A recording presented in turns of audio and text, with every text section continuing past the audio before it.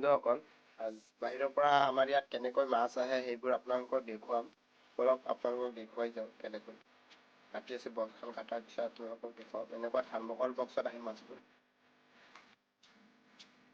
ইয়াত কুলিলছ আহিলে, তাৰপিছত দামী দামী আৰৱনা, তাৰপিছত বহুত কিবা কিবি আলিগেটৰ, পেটটেল তেনেকুৱা টো আৰৱনা ফিছ, আৰৱনা ফিছৰ চাবজেক্টটো আছে।